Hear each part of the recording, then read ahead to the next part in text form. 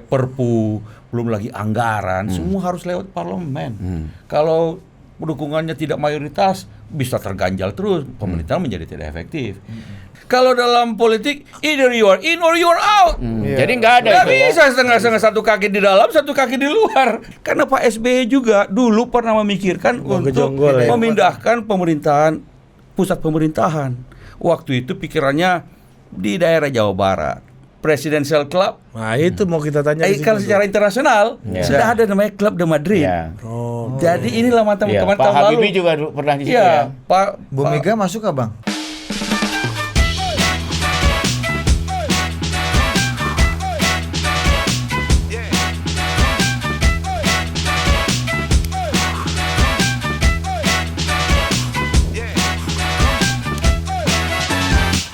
Oke, welcome to Total Politik, dan hari ini kita udah bersama dua senior. The legend. Kalau kata beliau bilang gini, seseorang itu bisa memberikan marwah pada sebuah jabatan. Ataupun sebaliknya, jabatan kadang-kadang bisa memberikan marwah kepada seorang. Tum AHY. Berkat tuh AHY, ya kan, Mas Menteri AHY, ATR BPN jadi punya marwah. Sama dulu seperti beliau. Karena hadirnya beliau, lembaga juru bicara kepresidenan jadi punya marwah. Penggantinya justru naik marwahnya karena lembaga yang ditinggalkan oleh beliau. Itu dalam perspektif gua. Siapa lagi kalau bukan? Andi Malarangang Andi dan Malarangang. Bambang Harimurti. seperti biasa. BHM. Mantap. Mantap kan. Maintenance. Ya, jadi BHM maintenance juga nggak sih? Iya. Tapi kok dibanding dia nggak ada banyak. Suruh lah. vaksin. Pak Manto, Lain kelas lah. ada lagu Pak SBY yang hafal nggak, Pak Manto? Ini dia udah tahu cara ngumbang Pak SBY gimana. Dan apa competitive advantage-nya begitu. Karena agak sulit. Udah gue siapin tuh. Iya. Coba kasih dulu satu balik. Pak SBY ini setelah membangun pemerintahan ternyata masih ada ujungnya. Iya. Dan setelah membangun pemerintah, bangsa dan negara ada ujungnya. Yang lebih tinggi itu adalah membangun peradaban. Cocok. Kasih lagu. Mari kita bergembira kawan. Meskipun Pak SBY udah nggak pernah nyanyi lagu beliau, dia nyanyi lagu Tip Action. Percaya padaku. Itu saya juga hafal. Gimana, Pak? Tapi memang setelah meninggal Ibu Ani, beliau kemudian mencari healing proses yang produktif dan dapatlah voli mengembangkan atau membangun klub bola voli Lavani. Dan itu sangat serius ya, Pak. Sangat serius. Juara Pro Liga 2 kali. Dan kemudian melukis. Lukisan beliau ini juga luar biasa dan produktif sekali. Mudah-mudahan dalam beberapa bulan ke depan bisa pameran lukisan beliau. Saya udah mengikuti tuh cara mencampur-campur cat ini, Bang. Bang Anto aja belum tentu nonton tuh. Kalau yang urusan pelukis apa boleh buat, saya memang kata nggak bisa. Saya selalu berguru sama beliau soal politik, soal pandangan-pandangan filsafat kenegaraan. Tapi kalau urusan melukis ini, saya rasa mau puluhan tahun saya berguru sama dia bakal bisa mengikuti. Memang bahkan gak punya. Anda penggemar aja, cukup berhenti jadi penggemar. Cukup menjadi penggemar. Kalau voli Anda masih bisa kasih masih bisa sedikit kan? analisis. Tapi kalau urusan melukis ini ampun. Dan yang paten, Ri, sekarang kalau ada orang-orang penting gitu, tamu-tamunya Pak Presiden SBY, itu dikasihnya cendera matanya lukisan. Iya, ya, Bang? betul. Waktu itu Presiden Ramos Horta kalau nggak salah Dikasih datang. juga. Dan semua ada makna-makna historisnya Ada. gitu ya. Tuan Bowo aja dapat juga kan? Iya, dulu Apa? ini kamu tahu ini dulu Karang ini tempat ini wah. Perdana Menteri Gili. Singapura juga dapat. biji Biji dapat. belum dapat. Ya, Nah, juga Tapi dititip ya biji li ya. istrinya Perdana Menteri Jepang yang meninggal itu ditembak. AB. Karena waktu zaman dulu tuh mitra beliau Perdana Menteri, Pak SBY jadi presiden. Lalu dengar begitu, dibuatkan lukisan tentang Gunung Fuji dengan sakura, dikirimkan melalui kedutaan kepada Ibu mantan presiden, Ibu Abe. Ibu Abe. Dan Ibu Ibu Abe mendiang menulis ya. surat balasan yang luar biasa. Jadi Ingat alat beliau. diplomasi barunya Pak SBY ya. Nah, ini juga nih. Kira-kira kita- begitu. Iya, Lagu udah nggak lagi ya lagu. Lagu cuma 1-2 karena melukis itu ternyata energinya luar biasa. Jadi dari audio berangkat ke visual kan. Kalau beliau biasanya mulai habis subuh sampai makan pagi sampai selesainya lah. Kadang-kadang nggak selesai dia lanjut lagi Iya. besoknya. Katanya overheadnya Cikea sekarang bayar air listrik udah bisa dari lelang lukisan katanya. Kabarnya begitu. Oh banyak sekali permintaan mau Iya. beli, tapi beliau bilang tunggu dulu kan, kalau pameran kan mesti cukup Banyak dulu ya. dulu lukisannya. Dan kuncinya habis pameran lah boleh lukisan. dan kuncinya Bang, lukisan itu jadi sangat punya valuasi setelah ada sign SB. Betul iya, juga. signature aja. Itu semua lukisan. Iya, kalau Nggak hanya nggak jadi itu, lukisan. semua lukisan juga kayak begitu. Basuki Abdullah ada tanda tangannya. Tapi apa rasanya Pak SBY ngelihat sekarang kepala-kepala negara yang berkuasa sekarang, baik di sekitar kita ataupun di nun jauh di sana, itu masih teman-teman sejawatnya Pak SBY dulu waktu Pak SBY presiden, Bang. Lula. Iya, Lula kembali Maduro, lagi. Ya. Horta Sanana. kembali lagi juga. Mungkin Anwar Ibrahim juga teman Iya. sejawat. Putin, Erdogan masih. Apa rasanya, Bang? Pak SBY Ya, melihat Dan waktu itu Rekan-rekannya. Biden udah wakil presiden kan waktu Oh, Pak iya, SBY. iya, benar-benar. Jadi masih banyak teman-teman Iya, sejawat kawan-kawan mereka. beliau ya. Teman-teman sejawat beliau yang masih juga kembali lagi berkuasa ya di Iya, negara-negara masing-masing. Ya teman kan, kalau kita di negara kita kan 2 kali masa jabatan sudah selesai. Ya, beliau sudah selesai urusan presiden, tapi sekarang lebih banyak melihat, mudah-mudahan ya bisa menyumbangkan tenaga, pikiran kalau ada kesempatan. Ternyata nggak enak juga demokrasi ini ya, kata Pak SBY. kawan-kawan aneh masih nih. Padahal dulu saya ngomong sama dia, saya berharap tuh Pak SBY itu jadi kayak Carter, jadi sibuk dunia, diplomasi internasional, soal perdamaian. Dulu udah disiapin tuh namanya Institute for Peace and Democracy, tapi kayaknya beliau nggak terlalu Sebenarnya berminat ya. cuma kan kalau urusan luar negeri memang menyita waktu dan fisik juga. Sebenarnya beliau kan sempat jadi ketua ada lembaga di Korea Madrid. itu, di Korea Selatan itu, diminta oleh mantan sekjen PBB itu, Ban Ki-moon. Ban Ki-moon untuk di situ sempat 2 tahun kalau tidak salah. Setelah itu lebih banyak tidak, ya sekarang di Club de Madrid. Klub Madrid ya. Klub de Madrid. Jadi itu klub mantan Perdana Menteri maupun Dan presiden presidennya. negara-negara demokrasi. Pak SBY jadi anggotanya. Kalau bicara soal misalnya Presidential Club, Nah itu mau kita tanya. di kalau situ secara tuh. internasional Ya. sudah ada namanya Club de Madrid. Ya. Oh. Jadi inilah mantan Iya, kemarin Pak tahun lalu. Habibie juga pernah di situ Iya, ya. Pak Bu Mega masuk gak, Bang? saya enggak, Dalam WhatsApp grup klub yang masuk Madrid Pak itu. Horta masuk di situ juga. Waktu itu dia berhenti jadi presiden kan, Ya. terus kemudian belakangnya jadi perdana menteri ya, lalu sekarang jadi presiden. Waktu dia Itu ganti-gantian aja dia Bang, masuk sama dalam Pak Sanana itu. masuk dalam Klub de Madrid. Kemarin Pak SBY juga hadir di Berlin atas undangan dari Kanselir Jerman untuk sebagai tuan rumah, sehingga membahas mengenai Ukraina, membahas mengenai COVID dan Iya. sebagainya. Oh, ada panggung internasional aja di Ada. Pak SBY Nah, ya. kalau itu secara internasional itu Klub de Madrid, base-nya di Madrid, makanya dibilang Klub de. Sekarang ketuanya adalah mantan Perdana Menteri Lituania atau Estonia atau Kalau klub de Hambalang nih gimana ceritanya? kalau Presidential Club yang sedang dipikirkan oleh Pak Prabowo itu Lokal. sebenarnya sesuatu yang biasa.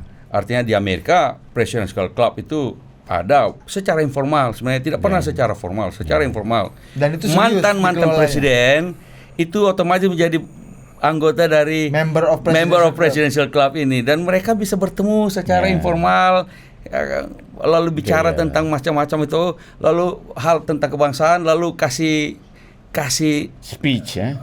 advice Rekomendasi, ya. kepada presiden yang sedang menjabat, atau presiden yang sedang menjabat meminta mantan presiden itu kumpul untuk kasih aku advice tentang misalnya tentang Ukraina, tentang apa, dan di situ sifatnya bipartisan.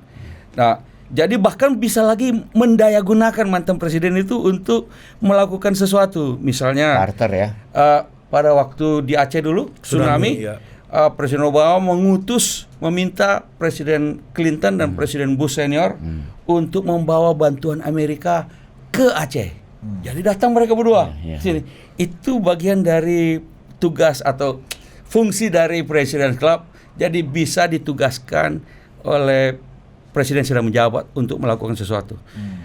Jadi bayang saya kalau Presidential Club di Indonesia itu sesuatu yang bagus. Cuma apa Pak SBY sama Bu Mega mungkin nggak bareng sekarang? Dari sisi Pak SBY nggak ada masalah. Ya, dari sisi Pak Bu SBY. Mega. Jadi ini Kalau kan dari sisi Bu Mega, saya tidak tahu. Tanya Bu Meganya. Tapi kalau Pak Prabowo melakukan pendekatan khusus kepada Ibu Mega, saya rasa mungkin saja beliau tidak keberatan. Karena begitu Oktober nanti kita punya 3 mantan presiden, Presiden SBY, Presiden Megawati, dan Presiden Jokowi. 3 ini lumayanlah jumlahnya kalau diminta pendapat untuk masukan tentang hal. Misalnya, saya rasa bisa saja Presidential Club ini diberi tugas untuk merumuskan sistem pemilu baru di Indonesia.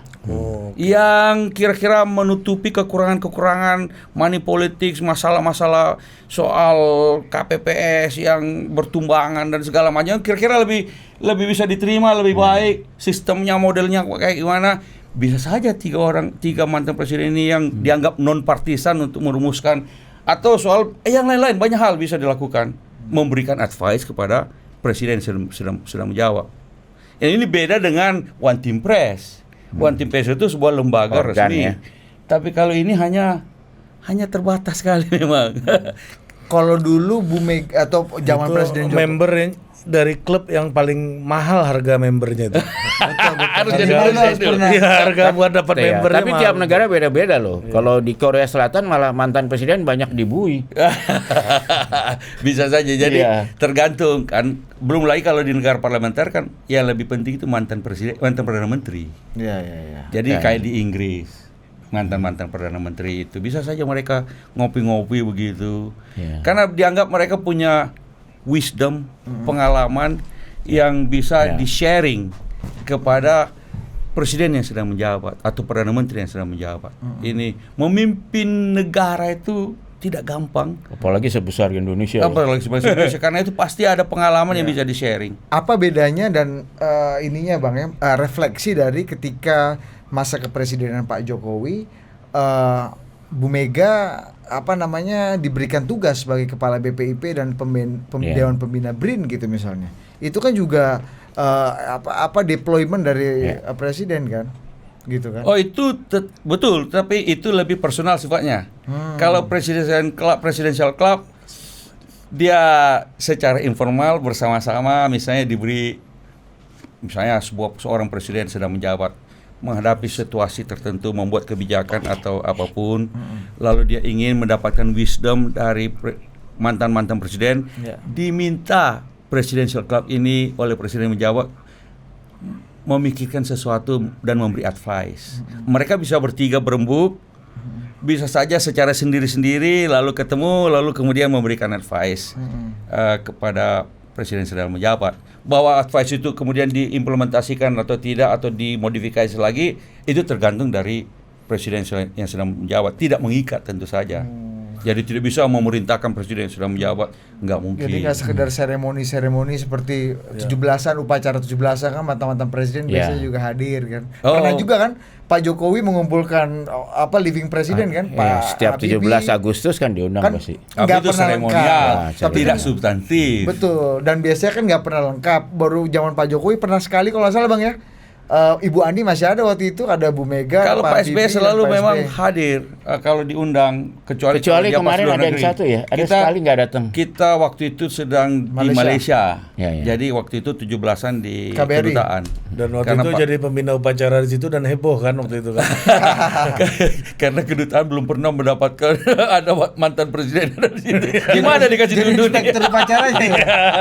Iya, nggak mungkin juga. Enggak. Ada presiden kita taruh jadi tamu nih, kata Dubes kurang makan. Tapi akhirnya bagus juga tempatnya, dan bertemu dengan masyarakat Indonesia yang ada di sana juga sesuatu yang luar biasa. Foto-fotonya paling banyak. Tapi gini, Bang, pertanyaannya Presidential Club ini kan akan berguna apabila si sang mantan presiden ini masih aktif dan mengikuti perkembangan dunia terkini. Apabila nggak mengikuti lagi, itu kan jadinya tidak terlalu relevan juga kalau cuma pengalaman-pengalaman Tentu aja. saja. Hampir semua mantan presiden ini orang politik dan biasanya artinya walaupun dia sudah berhenti sebagai presiden, tapi tetap mengikuti. Kayak Pak SBY, mesti nonton CNN, mesti nonton berita. Sekarang karena dia sudah televisinya sudah smartwatch, smart TV, dia sudah bisa nonton YouTube juga. Dan masih Tapi bikin udah nggak ada diskusi. yang ngasih briefing lagi ya, udah nggak ada.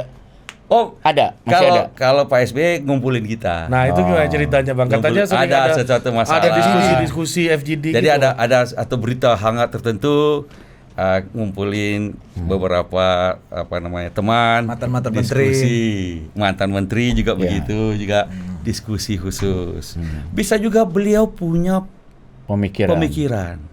Lalu kemudian sebelum dipublish, kemudian kita Review. diminta pendapat dan segala pandangan dengan itu, baru kemudian kan beliau kadang-kadang publish di kalau sekarang di YouTube, banyak bikin tulisan di YouTube atau bikin di Twitter, X. Atau waktu nulis bikin- opini ya. Jadi mengikuti terus, kok. Jadi bikin buku cawe-cawe itu ada rapatnya juga ya? Mati. Sekali lagi beliau kan selalu ada diskusi dan segala macam. Jadi Dan tulisan di Kompas gitu. nulis juga di Kompas. Jadi saya rasa Ibu Mega juga mantan presiden juga pasti akan begitu. Pak Jokowi kalau setelah jadi presiden, saya rasa selama bisa pasti akan terus mengikuti karena ingin tahu juga, dan ketika kalau diminta pendapat oleh presiden sedang menjabat, pasti dengan senang hati. Bu Mega, gue inget waktu di Lemhanas beliau jadi pembicara, dia kan bilang, aku kan kenal banget sama Putin. Waktu dia jadi presiden, aku juga presiden. Gampang sekali bernegosiasi gini. Artinya untuk konflik Ukraina dan Rusia ini memberikan advice juga kan. Artinya dia mengikuti lah. Apalagi dengan keluarga Kim Il Sung ya. Itu kan teman keluarganya Bung Karno. Betul. Nah, BHM ngelihatnya gimana? Upaya Pak Prabowo untuk bisa membuat Presidential Club dan memaksimalkan kehebatan para living presiden. Iya, ini kan Prabowo yang sekarang ini kan memang beda ya sama Prabowo yang dulu ya, karena sekarang udah kayak Pak SBY, satu musuh terlalu banyak, 1000 kawan kurang katanya kan itu kan sama seperti Pak SBY dulu kan. Betul. Dan dia juga udah bilang sekarang kalau udah seusia gini nggak perlu jadi alfa lagi ya kan. Dia udah sering ngomong gitu. Jadi saya lihat memang Pak SBY mungkin Pak Prabowo mau mengamalkan itu antara lain juga di dalam, karena dia juga mungkin ingin mendamaikan Ibu Mega sama Pak SBY ya kan. Bahkan juga mungkin menurut saya juga Pak Jokowi dengan Ibu Mega lebih relevan lagi sekarang kan. Ini kutub ini kan agak kusut nih Karena hubungannya nih. kalau kita pikiran untuk dihalalkan para calon presiden aja kan belum berhasil sekarang.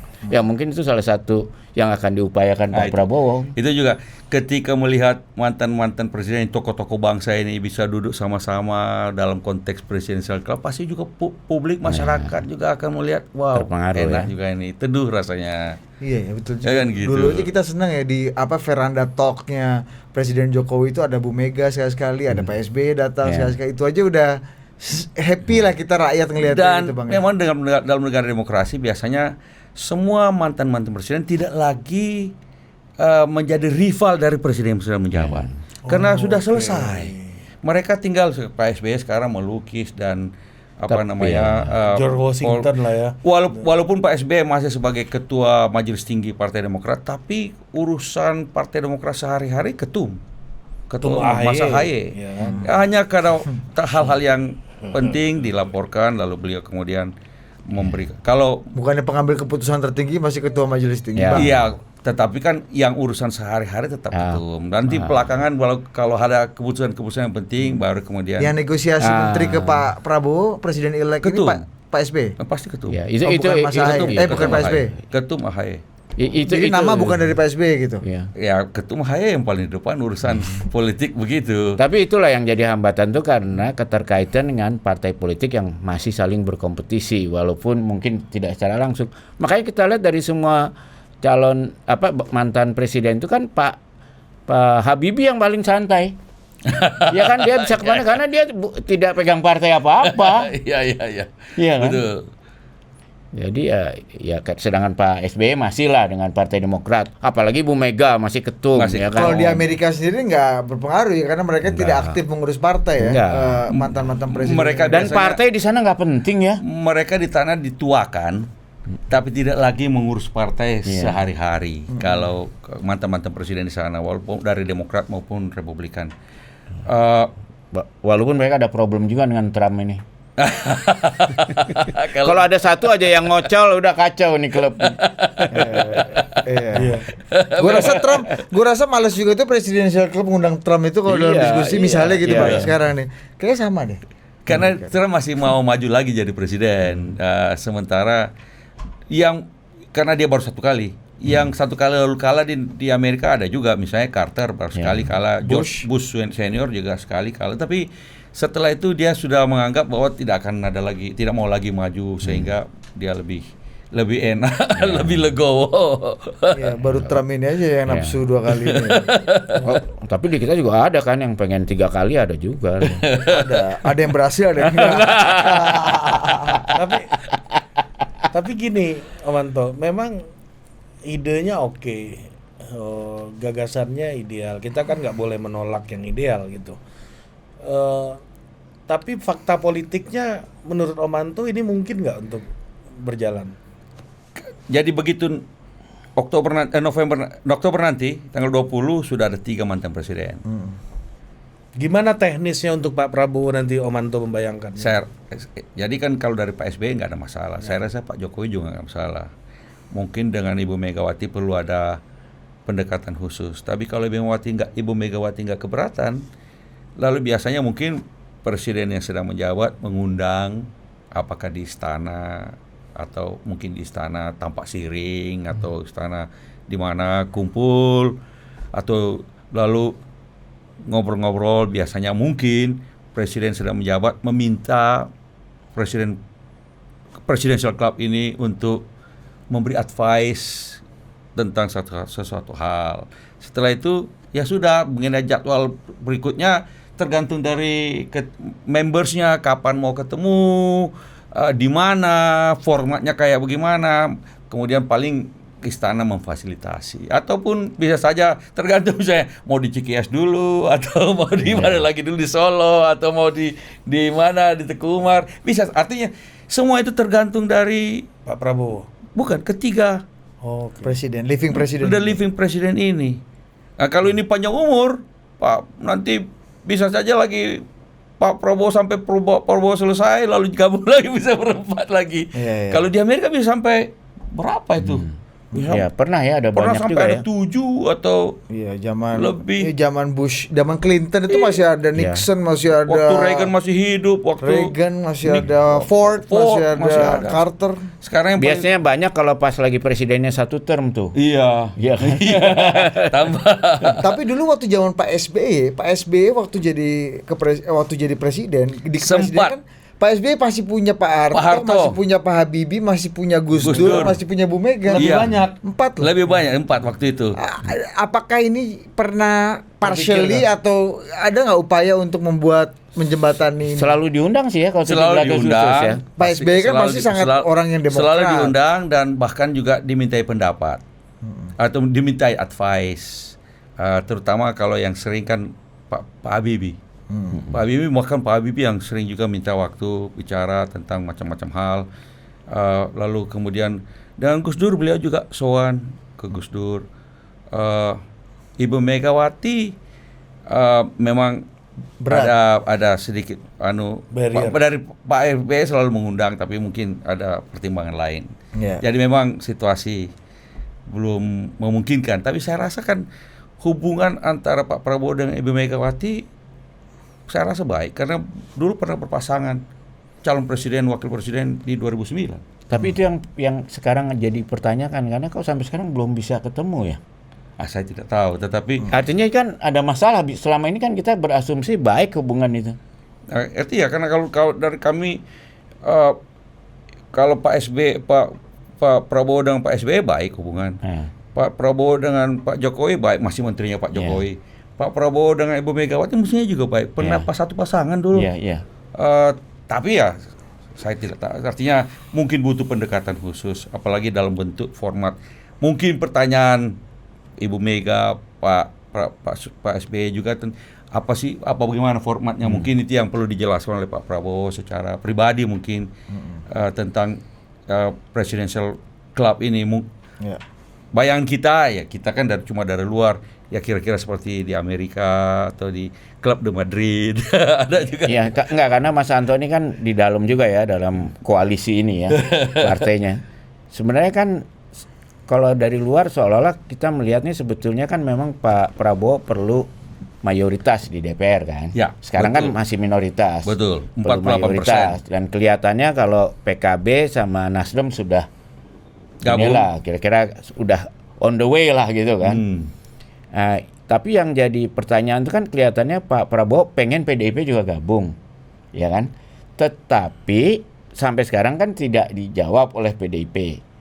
Yang kasihan menggantung jadinya kan PKS. PKS kelihatannya juga mau gabung, tapi kelihatannya terhambat karena Pak Prabowo tahu kalau PKS diterima pasti PDIP nggak mau kan? Jadi kalau sekarang ini memang kita masih minoritas, artinya Koalisi Indonesia Maju 4 partai itu masih dalam 48%. Hampir boleh kata semua presiden yang menjabat ingin mendapatkan dukungan mayoritas di parlemen 50% plus, sehingga pemerintahan bisa efektif. Orang bilang kan sistem presidensial, nggak perlu ada dukungan mayoritas di parlemen. Iya, tapi sehari-hari rancangan undang-undang, peraturan perpu, belum lagi anggaran, semua harus lewat parlemen. Kalau dukungannya tidak mayoritas, bisa terganjal terus, pemerintahan menjadi tidak efektif. Nah, sebenarnya menarik satu partai pun sudah 50% plus, ya. Ya menarik 2 pun ya bisa saja, 3 pun bisa juga.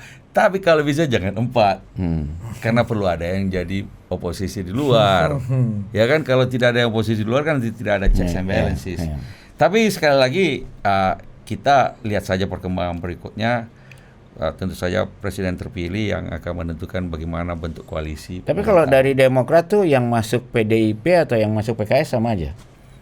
Kalau kita, aspirasinya ya aspirasi dari Demokrat. Lebih paten kita serahkan semuanya kepada presiden terpilih, itu aja. karena bisa salah ngomong jatah jadi berkurang nih. Iya. Atau jatah naik. yang penting kalau masuk dalam koalisi pemerintahan yang konsisten dong. Jangan sudah masuk pemerintahan kayak sekarang ini. Itu menteri-menterinya masih dalam pemerintahan, tapi suaranya seperti oposisi. Kan lucu itu.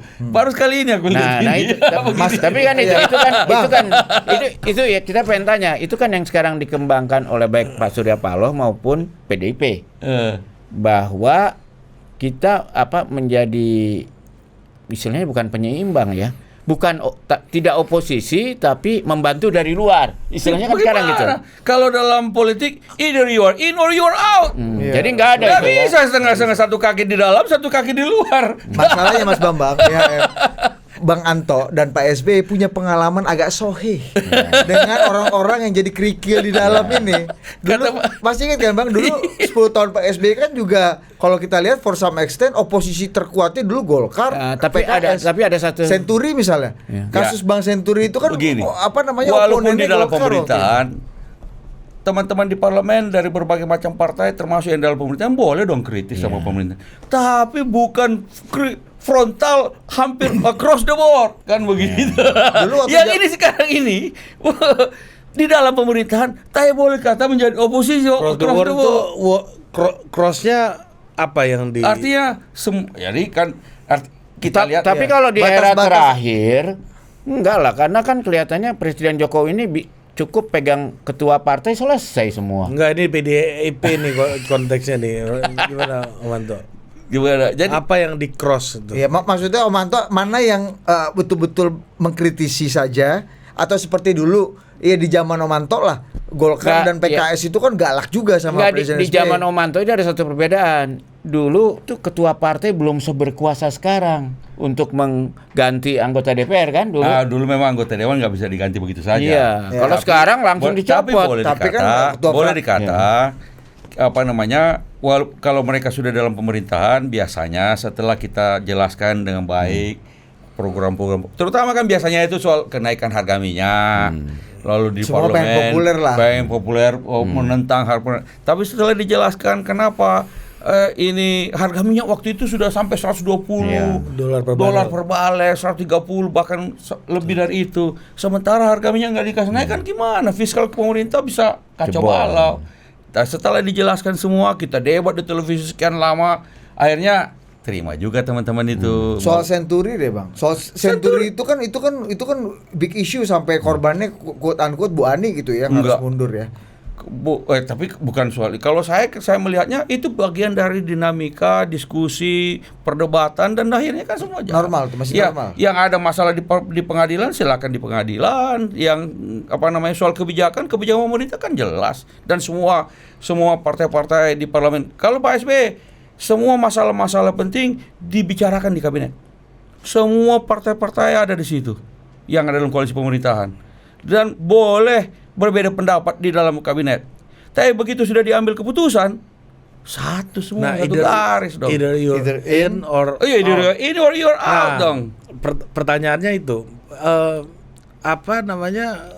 ketika sudah harus memilih di dalam atau di luar, dulu di zamannya Pak SBY gitu, Omanto ya. Bagaimana sih Omanto memfasilitasi itu Kan begini misalnya, waktu zaman Pak SBY dulu, Golkar kan tidak berdamai dalam koalisi pendukung SBY. Kan waktu itu Golkar mendukung Pak JK kan, 2009. Betul. Tapi setelah terpilih Pak SBY, kemudian kita lihat Golkar ternyata juga punya aspirasi masuk dalam pemerintahan. Kita juga rasanya butuh dukungan Golkar di parlemen karena jumlahnya juga cukup besar. Ada Pak Maka JK Golkar lagi ya. kita kemudian bergabung dalam pemerintahan, walaupun tidak bersama kita ketika Pilpres, gitu. Sama lagi misalnya sekarang ini Nasdem dan PKB tidak bersama Prabowo. Bahkan Pak JK waktu itu dianggap pengkhianat oleh Golkar kan. Nah, kemudian akhirnya setelah pembicaraan, akhirnya masuk dalam pemerintahan, ya, bersama-sama kita. Sehingga karena kita butuh juga dukungan mayoritas di parlemen, tapi jumlahnya waktu itu sekitar 70%.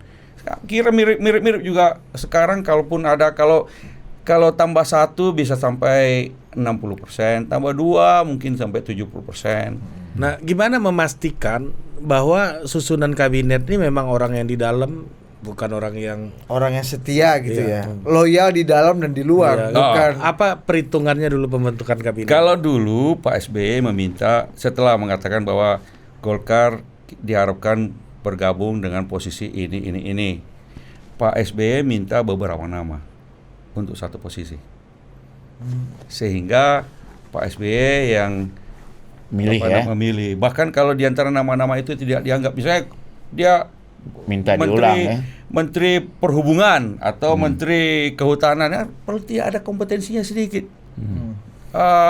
Jangan tiba-tiba nggak ada sama sekali dengan kompetensinya misalnya waktu itu. Jadi kalau perlu bahkan bisa minta nama lain. Pak SBY bilang coba cari nama lain lagi dengan yang kira-kira bisa untuk punya kapasitas untuk jabatan ini. Jadi kira-kira macam itu. Lalu ya tentu saja ada fit and proper test waktu itu. Langsung tanya jawab langsung dengan Pak SBY di Cikeas itu. Kan kita diliput oleh pres, satu-satu calon itu Jadi show ya bang ya? Jadi reality show. Satu hal juga yang menarik dari pengalaman Partai Demokrat nih kan, sebetulnya Partai Demokrat paling nggak di yang terakhir ini ya, sebenarnya kan tidak, kalau bisa gabung pemerintah mau gabung, cuma kan justru di sananya yang sulit kan, tidak diterimalah katakan oleh, karena ada Ibu Mega lah terutama. Nah, pengalaman menjadi di luar, walaupun sebetulnya setengah hati ini di luar tuh gimana tuh? Kita kan 9 tahun jadi oposisi. Ya. 9 tahun jadi oposisi. Sebenarnya kita nggak berharap untuk masuk dalam kabinet Pak Jokowi. Nggak berpikir. Kita pikirannya nanti masuk Oktober nanti dengan kabinet Presiden Prabowo. Tapi kan tiba-tiba di Mas AHY ditelepon suruh datang ke istana besok paginya, lalu kemudian ditawari posisi itu. Itu pun Mas AHY melapor juga dulu kepada Pak Prabowo. Oh, itu dilaporkan kepada Pak Prabowo Iya, juga. langsung minta waktu ketemu Pak Prabowo dan menjelaskan ini dapat dapat tawarannya dari Pak Jokowi, Presiden Jokowi, malah Pak Prabowo malah justru mengatakan, oh bagus, masuk saja. Bukannya katanya Pak Jokowi juga minta agar dia lapor ke Prabowo, itu benar nggak? Memang kita memang kan pemimpin koalisi kami itu Pak Prabowo. Kan kita berkoalisi dengan Pak Prabowo, calon presiden Pak Prabowo. Kalau sama Pak Jokowi kan kami oposisi. Tapi kemudian diminta masuk dalam kabinet Pak Jokowi setelah dapat izin, dapat lampu hijau dari Pak Prabowo, ya kita masuk. Nah, tugas kami kira-kira adalah bagaimana supaya proses transisi pemerintahan dari pemerintahan Pak Jokowi ke Prabowo berjalan baik. Nah ini endingnya Pak Jokowi bisa mulus, kemudian awal mulai Presiden Prabowo nanti juga berjalan dengan baik. Ini pertanyaannya Ari Bang, gimana code of conduct-nya, etikanya, lu di dalam tapi lu betul-betul di dalam gitu. Dan bagaimana Abang melihat kalau Pak Luhut kan format sekarang? Kalau sekarang kita Pak Luhut berada kan di dalam. kemarin Bang, Pak Luhut kemarin ngomong soal jangan ada orang toksik di pemerintahanmu. Oh iya. Oh, cocok itu. Cocok itu karena kalau you di Cuma dalam, definisi toksiknya beda-beda kayaknya. sekarang kami yang beroposisi dengan Pak Jokowi. Tapi setelah selesai pemilu, maka memang konfigurasi politik berubah. Maka kemudian kami memutuskan untuk masuk ke dalam kabinet Pak Jokowi karena memang sudah selesai pemilu waktu itu. Dan selesai pemilu kita masuk ke dalam. Kalau kami berada di dalam, kami akan mengawal sehingga pemerintah Pak Jokowi selesai masa jabatannya berakhir dengan baik. 20 Oktober 2024. Kan banyak nih Bang yang beredar nih, Omanto setelah Tum AHY jadi Menteri ATR, muncul lagi video-video kritik Tum AHY terhadap IKN gitu. Sekarang ngomong bagus. Tapi gitu. jangan lupa, kami setuju dengan IKN. Walaupun kami berposisi dengan catatan yang panjang. Jadi voting kami di parlemen waktu itu adalah setuju IKN. Yang tidak setuju waktu di luar nih. Waktu di luar dong. Tapi caranya kita setuju ya. dengan catatan. Catatan kami ada panjang. Dan itu juga kami sampaikan. Jadi Dan sekarang Mas bukan Ahy tidak jadi setuju dengan IKN. Setuju dengan catatan. Catatannya panjang. Dan gitu. sekarang Mas Ahy jadi salah satu ranger utamanya Pak Jokowi untuk Urusan membuild pertahanan IKN ini. Iya. Making sure bahwa usaha pertahanannya dilakukan dengan baik, kan salah satunya. Toh, ya, jadi kami kalau kita kritis ya wajar kita kritis. Tapi kita tetap setuju. Kenapa kita setuju dengan IKN? Karena Pak SBY juga dulu pernah memikirkan untuk memindahkan pemerintahan, pusat pemerintahan. Waktu itu pikirannya di daerah Jawa Barat. Tidak terlalu jauh, bukan Jonggol. Di mana Bang? Sekitar Purwakarta waktu itu. demo Purwakarta Kerawang nih. begitu, Iya, di situ iya. itu. Oh, Kalau itu Jonggol nih dulu rumah Pak Harto ya. Kan ada Cipularang juga. Jadi idenya seperti di Malaysia Ya. yang dipindahkan pusat pemerintahan. Pusat administratif ya, ibu kota administratif ya. Jadi dan tidak terlalu jauh dari Jakarta. Nah, karena itu tidak mungkin kita tidak setuju dengan pemindahan itu karena waktu itu Pak SBY sempat bahkan sudah ada tim untuk mencek segala macam. Tapi setelah itu dalam rapat kabinet menteri-menteri yang terkait melaporkan ada masalah-masalah yang perlu ditangani sebelum kita mengambil keputusan. Urusan lingkungan itu semua daerah itu adalah tempat penanaman padi, lumbung padi. Kalau dijadikan kota kasihan lumbung padi kita. Urusan air, urusan biaya. Pembiayaannya juga membutuhkan cukup besar. Sehingga pada waktu itu setelah dipikir-pikir Pak SBY bilang no go. Nah, sekarang kita ketika pengambilan keputusan di parlemen tentang IKN, kami setuju tapi dengan catatan-catatan, termasuk soal pembiayaan, soal lingkungan, soal macam-macam. Nah, Omanto, ini pertanyaannya gini lagi nih. Ini ada mau kedatangan Paus Fransiskus ya ke Indonesia gitu. Ternyata kita lihat di kabinet Pak Jokowi tidak ada menteri yang beragama Katolik nih hari ini. Nah, setelah Pak Joni Plate nggak ada.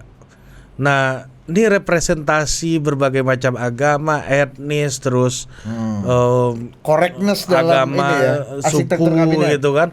Itu penting nggak sih untuk dalam membangun kabinet ke depannya, dan Pak SBY dulu gimana melakukan itu? Kalau Pak SBY dulu memang memikirkan Matriknya ya. memikirkan berbagai representasi. Selain dari partai, ada juga dari profesional, tapi juga kewilayahan. Misalnya saya masih ingat pada titik tertentu setelah 1 hari sebelum pelantikan, barangkali tuh 1 hari atau 2 hari sebelum pelantikan, ternyata belum ada orang Kalimantan. Belum ada orang Kalimantan waktu itu. Dicek-cek, iya enggak ada orang dari partai-partai, dari profesional yang sudah ada. Terus waktu itu Pak SBY tanya, apa yang kosong? Masih belum ada jatahnya mana. Ternyata Kementerian Lingkungan Hidup. Oh, jadi cebok lah kita cepat telepon cari di mana bisa ada ahli lingkungan orang Kalimantan. Dapatlah dari Universitas Mula Warman kalau tidak salah. Oh, ini Pak Gusti Hatta. Gusti Hatta. Jadi memang ahli lingkungan. Lumbung Mangkurat kalau nggak salah. Lampung Mangkurat Iya. Lampung Mangkurat. Jadi orang Kalimantan kalau nggak salah orang Banjar kalau nggak salah. Dipanggil ke Jakarta. Jadi waktu itu dia baru kalah pemilihan rektor. Dipanggil Jakarta, dipikir dia mau dijadikan dirjen begitu. Tahu-tahu jadi menteri dia. Terkejut badan lah. Terkejut dia. Ada rektor Uncen juga kalau nggak salah jadi menteri bang ya. Pak Kambuaya kalau nggak salah ya. Pernah kan? Iya. Terus dulu lagi kemudian saya masih ingat lagi orang Maluku pembentukan kabinet nggak ada orang Maluku. Wah, macam-macam lah datang dari Maluku. Orang Maluku ini kok tidak ada orang dari Maluku segala macam. Pak SBY bilang, tunggu sebentar, nanti ada putra Maluku mendapatkan posisi yang terhormat. George Toisuta jadi Panglima TNI. Jadi kasat. Enggak, Panglima TNI. Enggak sempat Panglima. Oh, Panglima dong. George Toisuta bang. Iya dong. Bukan kasat ya? Kasat dulu. Kasat Kayak dulu lalu Panglimanya Panglima waktu itu TNI. Pak Muldoko deh sahabat abang. George Toisuta. Untung AHY. Jadi kasat lalu kemudian kalau tidak pernah jadi Panglima TNI. Kalau Panglima pasti mantan kasat dong. Iya, dan kasat. Nah, Iya. nggak mungkin nih kayak zaman George Toisuta. Pak Jokowi ini bang. Kalau itu kan ada Johnny Plate tadinya, terus ada masalah mungkin di tengah jalan belum tentu ada. Ini Natsir Makasimu nggak ada nih bang di Saya rasa Sumatera Barat. saya rasa nanti kalau zaman Pak Prabowo mungkin insya Nah, Allah. Kan di tengah jalan berhenti. Apalagi jumlah menterinya banyak pula nanti kan. Iya. Ya, aku ngerti pertanyaan Ari. Ini bagaimana dulu mungkin kita lihat ya Pak SBY sebagai orang yang punya tradisi militer, tradisi intelektual dan ada di establishment kekuasaan cukup lama gitu dalam pergaulan. Itu betul-betul ketika menyusun arsitektur kabinetnya itu korek lah. Perwakilan ini, kompetensi ini dari UI-nya berapa, ITB-nya berapa, ada perwakilan ininya apa nggak mungkin. Tentaranya berapa. Nah kalau kita lihat kan mungkin Pak Jokowi agak lebih Longgar. seniman ya. Orang-orang yang Lebih longgar. agak lebih longgar. Yang penting mungkin orang-orang yang bisa looks like CEO friendly lah, kayak CEO level lah. Dan yang penting Jadi, dia kenal. ya kayak dulu mungkin nggak kebayang ya. Kenalnya cuma segitu ya. Ya. Nggak, dulu mungkin nggak kebayang Menteri Kesehatan itu bankers gitu. Itu kan mungkin Pak SBY nggak masuk nih. Pak SBY punya nomenklatur tuh bang. Pakem tuh bang. Nah, kalau Pak Jokowi kan saya tidak mengikuti dekat dengan proses rekrutmen menteri terutama di awal masa jabatan kan. Iya. Kita kan masuk juga boleh dikata di akhir masa jabatan. Jadi nggak ngikuti Nggak dari secara pengamatan abang lah sebagai pengamat. saya lah. hanya bisa bicara tentang Pak SBY. Kalau Pak SBY memang selalu ada Matriks. beliau ingin misalnya Muhammadiyah belum ada. Jadi maka tiba-tiba ada usulan Konsultasi. dari Muhammadiyah siapa? Itulah Menteri Kesehatan. Siapa dulu bang? Siti Fadila Siapa? Ya, Fadila, oh, ya. Fadila Ibu Supari, Fadila. ya. Jadi mewakili Itu Muhammadiyah lah. telepon yang Kalau ini telepon banyak, Muhammadiyah. kalau ini banyak Iya, kan iya. gitu. Korek. Ya, emang Pak SBY sangat memperhatikan korekness Jumlah dalam. perempuan selalu beliau kan sistematis jumlah yang dari partai dengan yang profesional dan dari partai ada proporsinya masing-masing. Ada yang beliau perlu tetap Iya. orang karir Dan- non partai misalnya di keuangan atau jaksa agung atau apalagi posisi-posisi tertentu Nah. yang lebih baik ditangani oleh orang Ini profesional. Bang, ini konsekuensi dari sistem demokrasi yang kita miliki, atau memang sebenarnya dalam perjalanan politik kita bahkan pada zaman Pak Harto atau Bung Karno ya, correctness ini juga penting itu untuk dipertimbangkan kalau mau bicara sejarah gitu ya. Kalau zaman Pak Harto memang pasti ada semacam representasi, tapi tentunya semua yang dekat dengan presiden dan semuanya, kecuali yang dari partai P3 biasanya satu, PDI bisa satu, setelah itu semua dari keluarga besar Golkar. Kalau sekarang kan mungkin presidennya tidak kenal bahkan dengan menterinya, tapi dia diperlukan karena mewakili representasi dari apakah partai, apakah profesional tertentu atau wilayah. Bahkan Pak SBY misalnya dengan beberapa menteri baru kenal ketika jadi menteri. Kalau zaman Pak Harto, Meskipun ada fit and proper test itu. walaupun fit and proper test, Iya tentu kan? saja. Tapi kan setelah, ada artinya situs boleh itu. dikata tidak Termasuk saya kenal tuh Ibu Armida itu kan nggak kenal Pak SBY ya. Jadi lucu pas mau diangkat. Family.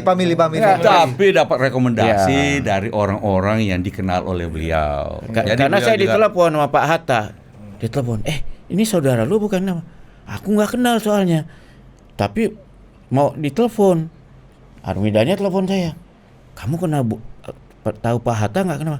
Ada orang telepon saya ngaku namanya Pak Hatta katanya. Tapi saya nggak yakin jangan-jangan ini bener atau enggak. Gitu Jadi ya. bahkan tanpa hubungan sosial dan politik sebelumnya itu bisa untuk diajak bergabung ya Bisa, Bang tapi kan Omanto ya. kemudian ada Ada rekomendasi CV-nya, kemudian tentu ada rekomendasi di telepon. Bagaimana orangnya ini? Bagaimana orangnya Artinya ini? presiden nggak quote unquote ya Bang ya, 100% berkuasa atas nama-nama yang ada dalam kabinetnya dong. Kalau melihat Dia yang memutuskan. Kalau Pak SBY, dia yang memutuskan tetap. Dia kan minta tim yang dianggap profesional mencari orang yang dianggap cocok gitu. Lalu orang ini bukan- ada Kayak talent scouting lah ya. seconded by, recommended by, apa Ya, segala macam. Artinya maksudnya Budi itu pasukan kabinetnya presiden ini Bukan all the president man. bukan imajinasi beliau dari awal semua Iya. nih. Bukan orang yang dikenal pribadi lah ya. Banyak ada beberapa yang sudah Iya, dikenal iya. pribadi. Enggak, tapi pemilihannya bukan karena itu. Bukan gitu. karena itu, tapi kecuali kompetensi. posisi tertentu lah. Baru tahu Kecuali gitu posisi ini. tertentu. Jadi dan itu biasanya bulan Oktober. Jadi sekarang ini sudah mulai banyak yang kasakusuk Iya, terakhir-akhir apa ada. dari partai atau non partai mulai kasakusuk ini segala macam mau ngincar ini. Long Bahkan way to sudah go. banyak di media sosial meme-meme fotonya sudah beredar sebagai calon menteri ini. Ini terus terang biasanya Oktober baru mulai. Ini Coba sur kasih. sendiri nih. Coba kasih. Sur sendiri. Udah yakin ya? Ada yang bikin namanya kebetulan masih di situ. Sendiri. Ada yang gini, Dinda. Atau ada yang kampanye juga. barangkali. Ya, betul. Dinda, ini apa sih abang nih di sini Dinda?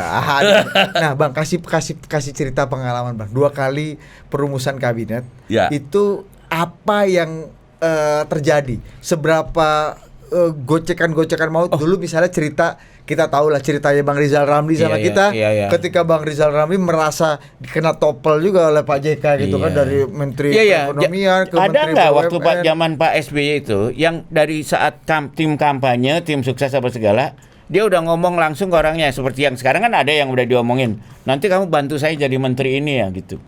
Rasanya kalau PHP. PSB nggak pernah bilang langsung menteri, nggak pernah. Tapi bahwa bisa saja nanti bantu ya, tapi tidak pernah bilang menteri apa atau dalam kabinet posisinya. Dulu Nggak karena pernah. saya ingat ada tim IPB itu apa namanya? Bright.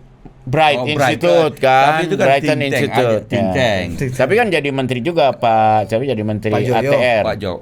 Joyo. Waktu itu kepala Badan Ya. BPN, Kepala Badan Pertanahan. Tapi yang jelas bahwa ada banyak yang kasih. Kan waktu Pak SBY kan terpilih juga masih panjang waktu sebelum sampai pelantikan. Tapi kalau waktu itu kan kalau Pak Sudi semua orang yakin lah bakal. Kiriman CV. CV itu Iya. banyak sekali dan ada yang terjadi. Anda pula dititipin banyak ya Bang ya? Oh, pada dititipin banyak. Nggak usah kita sebut namanya, tapi dari sini muncul CV-nya. Datang lagi ke Pak SBY, ketemu tokoh lain lagi, Kasih muncul lagi. CV-nya. Datang ketemu Oh ini CV-nya. teorinya desa mengepung kota ini ya. Dan Anda sebagai orang lingkaran Pak SBY pasti dijadikan objek untuk di lobby ini kan, Bang? Terima CV. atau juga bisa CV itu cara untuk nolak, ya udah kirim CV dulu. Habis Ganti- hilang. biar sur dikit ya. Numpuk CV itu. Itu ada CV. Ada lagi yang tentu saja wakil presiden juga memberikan masukan nama wakil presiden. Jadi ada nama-nama yang datang dari wakil presiden. Ada yang nama-nama datang dari ormas-ormas penting. Ya. Datang kasih nama. segala macam. Iya, tapi Pak SBY itu pernah ngomong gitu. Waduh, ini kabinet ini susah kan apa?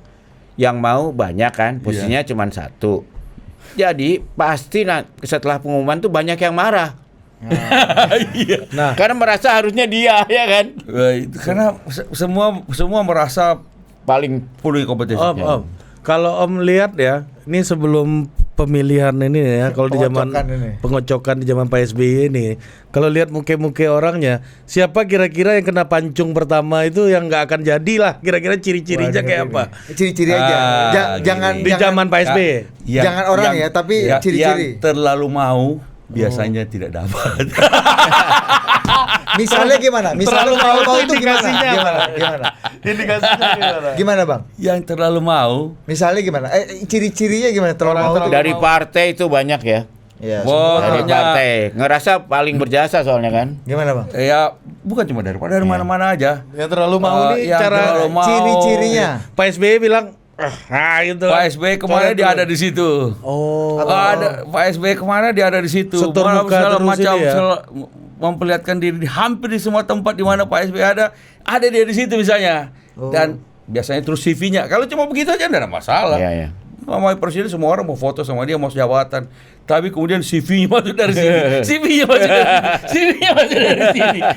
Ya terlalu Dan itu dari brutal. orang. Brutal mati dulu nih ya. Biasanya yang Iya. begitu Di zaman Pak SBY Kenapa ini. Pak Tapi itu SBY karakter Pak SBY juga, dia nggak suka sama orang yang begitu. Kenapa kan? Pak SBY nggak berkenan untuk orang yang punya usaha agak serius untuk menjadi menteri gitu, Bang? boleh punya usaha, tapi kan kadang-kadang kalau you terlalu Lebay ya.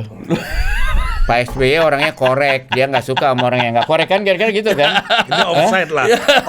offside ya. kira-kira ada. Jadi ya semacam itu. Lalu ada lagi yang waktu itu kan ada fit and proper test. Seru. Fit and proper test. Tiba-tiba ada orang yang tidak diundang. Ya biasanya yang kita undang yang datang ke CKS. Iya, itu kan untuk itu proper kan show test. kan, reality show itu kan. Enggak juga, ada yang enggak jadi. Oh enggak, maksudku reality show itu Nggak. wartawan menunggu depan gerbang Iya, dan iya. lihat masuk itu reality show kita. Cikeas ya, Cikeas. Ya, lalu Cikeas kemudian Idol. ya lalu setelah ditanya biasanya ditanya oleh presiden Pak SBY apa bagaimana dan segala macam tentang masalah, dia nggak langsung dikasih tahu menteri apa atau paling tidak mungkin dikasih tahu juga, tapi setelah itu keluar dari situ wartawan nanya, jadi tadi Pak SBY nanya soal apa? Ya tadi dia nanya soal minyak. Wah, menteri SDM lagi. Tapi itu benar ya. Saya pernah di habis acara Pak SBY ada anugerah doktor di Bogor. Terus ada satu kelompok kecil lah. Kemudian saya diajak sama mereka, selesai acara itu kita makan. Wah, ternyata kelompok itu masing-masing merasa bakal jadi satu posisi. Udahlah kita tegas-tegasan aja lah, lu atau gua. Ternyata nggak jadi dua-duanya. Udah sur dua-duanya. Udah cuy. Bang, tapi kenapa Pak SBY harus menciptakan quote unquote tadi ya Cikeas Idol sih waktu itu? Maksudku kenapa harus dipanggil terbuka? Kenapa harus dipertontonkan sehingga Beliau mau ada menciptakan transparansi. syakwa sangka? Kan orang yang nggak jadi setelah dipanggil kan juga Beliau hati mau kan ada lebih perih transparansi. lagi, Bang. Ya itu bahwa dan apalagi tidak mungkin dipanggil diam-diam ke Cikeas. Oh, tiap malam begitu soalnya Cikeas itu ditongkrongin, apalagi ada bakso Sukawati dekat situ. Dan tahu orang semua. Jadi daripada kisah diam-diam ketahuan juga lalu teman-teman wartawan, lebih baik kita buka sekalian. Daripada jadi gosip ya. Jadi Dan gosip. supaya juga Harusnya kalau ada busuk-busuknya nanti langsung keluar. Oh iya, public checking ya. ya. Public Oh, kan checking. begitu siapa yang diundang di situ, wah di media kan langsung CV-nya apa saja, track recordnya kawan itu. Karena gue inget tuh Bang, dulu inget banget tuh, dulu ada yang menimpa Bu Nila Muluk misalnya, kita tahu kasusnya Bu Nila udah Iya. udah dikirimin bunga apa segala macem. akhirnya nggak jadi gitu. Iya. Nah, kalau itu Karena nggak ada Muhammadiyah ya. bukan ada suatu hal. Itu Iya, aja. iya, maksudku itu kan gini, itu kan korban dari show reality show tapi yang kan memang mungkin semua yang dianggap- diundang kan tidak ada jaminan untuk jadi menteri. Disitulah kesempatan dia bertanya jawab dengan presiden. termasuk Bang Rizal Ramli pun udah dipanggil. Bukan korban gitu-gitu. sih, lebih tepatnya mungkin Apa? dampak dari checking itu, dari Kira-kira tes, kan begitu. dari proper Jadi kan test. selain itu Benar. kita dikasih cek kesehatan kita semua. Saya ingat tuh, saya ketemu lagi satu orang di airport. Udah cek Sama-sama kesehatan namanya Dipo Alam. Nah, ini belum disebut namanya karena ini true story. Sekretaris kabinet. Hah. Waktu dia dipanggil itu dia masih belum yakin, dong. Saya ini yang ke-6 kali dipanggil katanya. Ya aku bilang, ya mudah-mudahan kali ini jadi. Jadi artinya ketika dia dijadi itu, dia pernah nggak jadi itu berapa kali sebelumnya. Tapi bukan sama Pak SBY kali. Sama Pak SBY. Iya. Yang jelas beliau kalau Dia kan akhirnya dipanggil dari Turki kita terakhir. ke Iya. Turki. Beliau waktu itu adalah ketua D7. lembaga G7. D7. Negara-negara Islam Development biasa sedang membangun di Turki. gitu. Beliau impress dengan itu, lalu pulang dari situ nanya-nanya soal Pak Dipo. Memang posisi sekretaris kabinet kosong. Dulu apa Itulah. Bang yang bikin orang udah datang, udah udah segala pakai baju putih, enggak tahu bukan baju putih deh, belum zaman waktu baju putih. Tapi nggak jadi itu apa Bang yang bikin biasanya dulu tuh? Ya ada yang ya waktu mungkin tanya jawab dengan Pak SBY, ada yang mungkin tidak pas, ada juga mungkin karena tes kesehatan, ada karena kita semua di tes kesehatan di rumah sakit RSPAD. Terus ada juga yang datang tidak diundang. Hah? Tidak diundang. Jadi dia tidak diundang, tapi kemudian datang. Rupanya ada yang kasih prank. Ada yang kasih prank. Ditelepon. Telepon seakan-akan dari istana, dari Cikeas, lalu disuruh datang ke Cikeas, datang ke situ. Serius Bang? Lalu kemudian kita tokoh juga kan. Abang kan yang jaga Ya, pintu gitu. depan. Nggak ada nih. namanya kawan ini. Gimana ceritanya ini? Akhirnya gimana Bang? Ya kita menghandle barang ini? bawa ke dalam karena nanti malu kalau sama wartawan kalau kita suruh pulang langsung kan. Ayo kita bawa ke dalam kan. Pendopo dengan Cikeas itu ada gerbang kecilnya. Kita masuk ke dalam tapi tidak ditemui oleh Pak SBY. Setelah kita sampaikan, Bapak tidak ada yang mau, tapi ada yang nelpon saya. Tapi itu bukan dari kami tidak pernah ada. Itu yang tokoh tuh Bang? Tokoh. Lalu kemudian mantan menteri malahan. Masya Allah. Lalu akhirnya supaya tidak ketahuan wartawan kita kasih keluar lewat pintu Belakang. yang satu lagi di sana. Bagian pelayanan psikologis nih Andi Malarangeng nih biasanya. Kan kita betul kan. Pelayanan gitu. psikologis. Nih satu lagi Bang.